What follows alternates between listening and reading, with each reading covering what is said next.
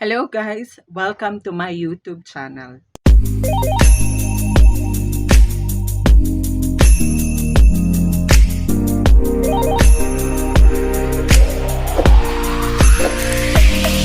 So for today's video ay tuturuan ko kayo kung paano gumawa ng rose gamit ang satin ribbon.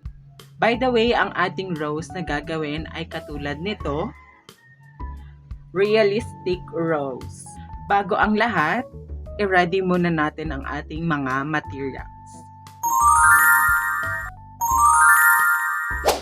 So ayan, ready na ang ating mga materials.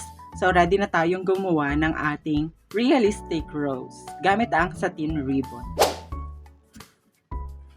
So, ang una nating step, kukunin ko tong green dahil ito magiging base ng ating rose o pinakagitna ng ating rose.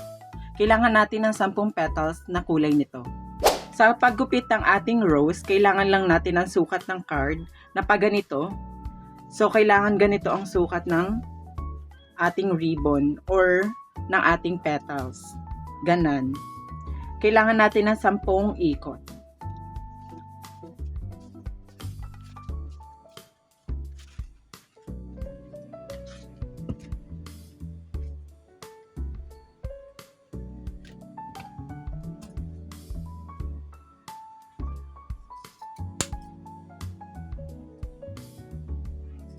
So, nagupit na natin siya. Lagay muna natin sa tabi. Ang next naman natin ay ito, ang second layer ng ating rose. Kailangan naman natin dito ng 5 petals. Oo nga pala guys, nakalimutan kong sabihin. Kaya, ito ang ginamit natin pinaka-base kasi siya yung dark. Then, ang sumunod na layer naman ng ating rose ay lighter color naman. So, sabi ko nga kanina, kailangan natin ng 5 petals dito.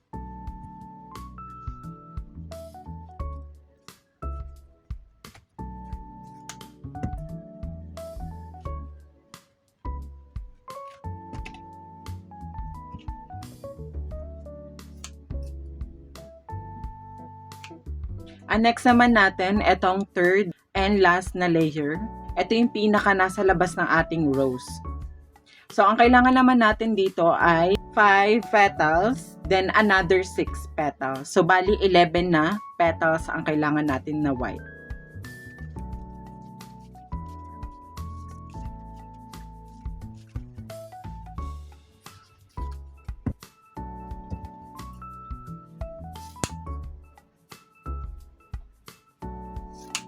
Okay, ready na yung ating mga petals.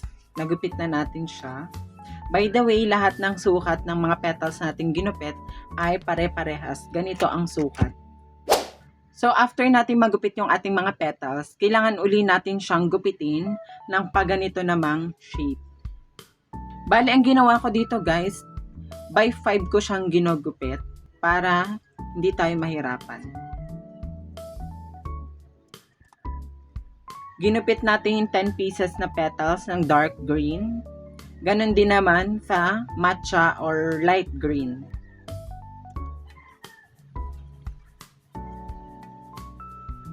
Then, dito naman sa white natin, ang kailangan lang natin dito ay 5 pieces. So, iiwanan natin yung 6 pieces. Dun sa 5 pieces na white, katulad siya ng mga naunang petals, ganon pa din yung shape.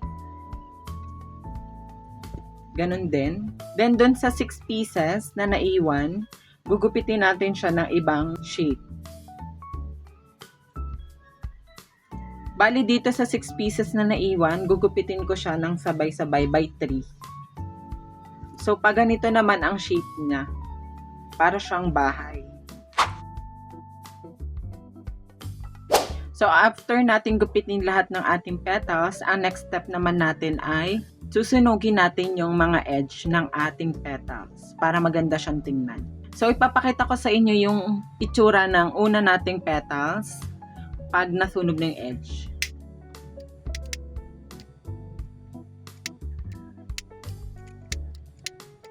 Ganito siya dapat, guys. Medyo para siyang pa-arco.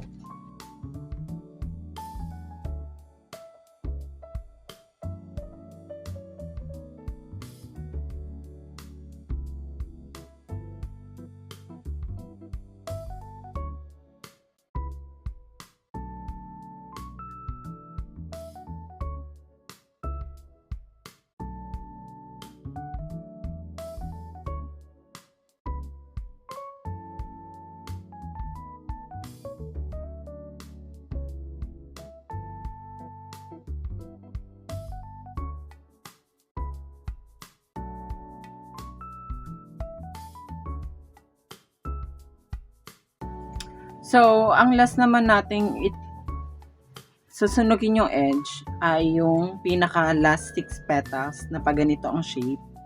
Bali, ang gagawin natin ay itutupi mo siyang ganito. Pag ganito, guys. Then, sunugin mo yung pinaka edge niya. Pag ganyan. Bali, dapat maging ganito siya. Patilos. Then, saka mo susunugin yung ibang part.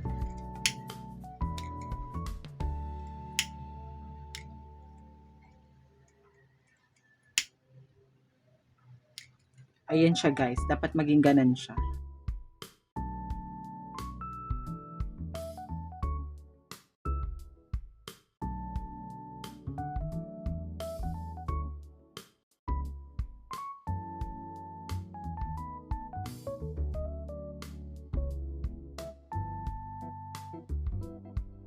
Papakita ko sa inyo yung difference nung hindi pa siya na susunog yung edge and after masunog yung edge. Okay?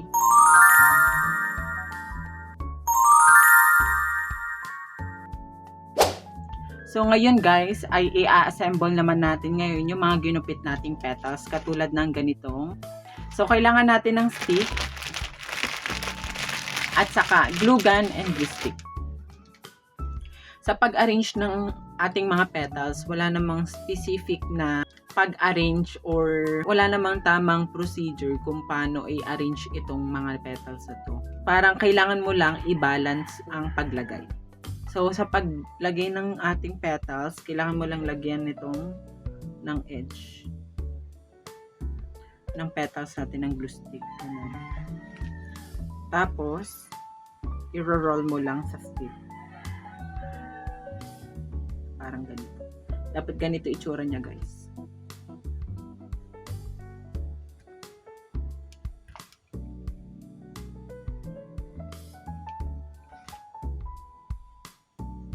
Then again, pag ganito naman,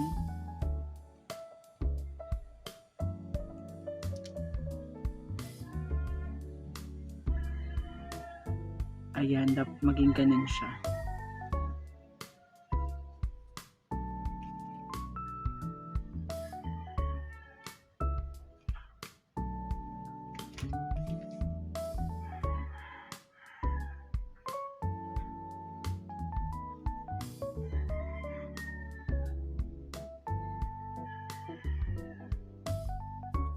Ganito siya dapat.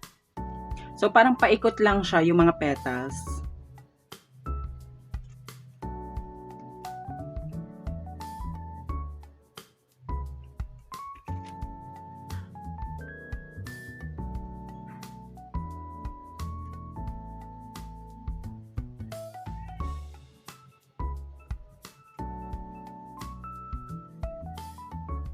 Ayan.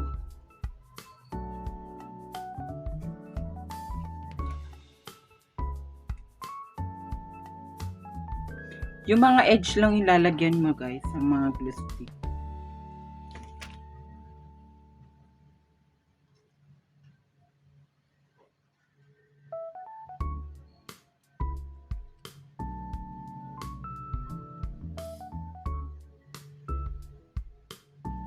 Ayan, paikot.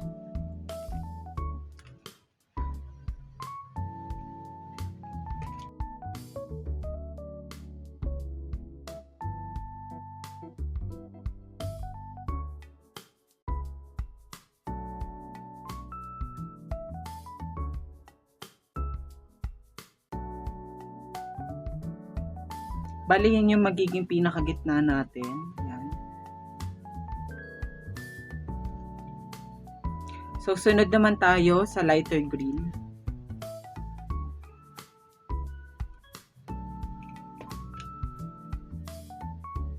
Ganun ulit, paikot lang din.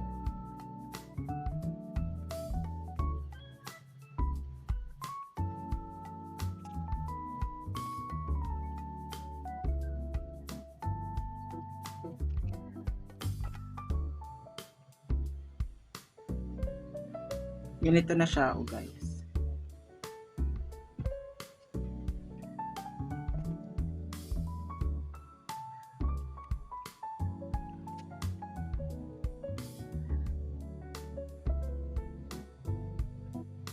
Ganito na siya guys. Ayan.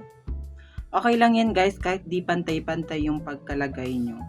Kasi makikita nyo pa din naman after ma-assemble nyo lahat, magiging balance yan.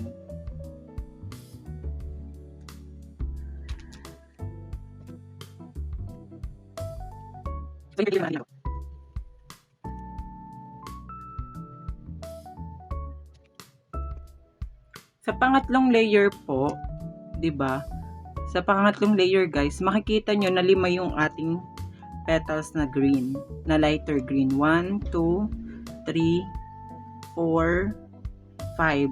So, sa 5 na petals na to na lighter green, dapat yung white na petals na ilalagay natin ay sa pagitan ng dalawang lighter green para pa-round ang shape niya.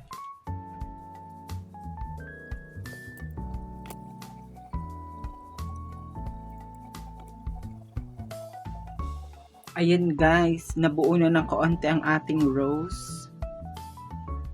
Diba? Yung last na 6 na petals na naiwan natin, yun naman ang ikakabit natin. So again, siya ay ilalagay natin sa bawat pagitan naman ng white. Itong dalawa. Bawat pagitan. So 1, 2, 3, 4, 5, 6. Ganun.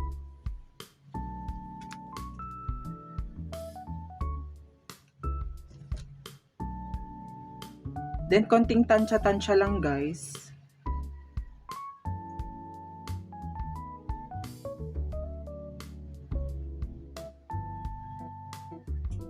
Konting experiment lang guys. Para makita nyo kung pantay baga o hindi. Ganun.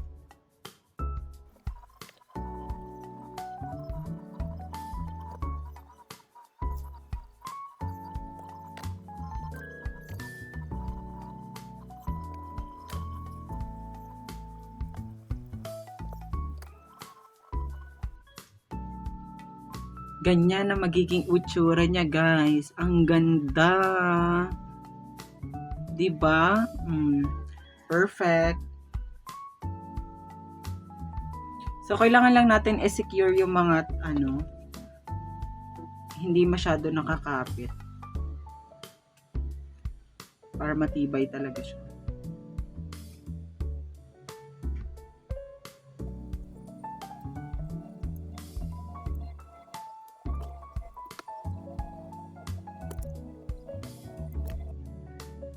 Ang ganda niya guys. So, ganyan siya. Sana may natutunan kayo sa aking video sa paggawa ng realistic rose gamit ang satin ribbon.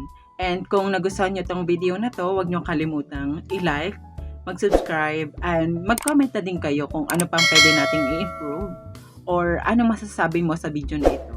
Thank you so much guys. Bye-bye!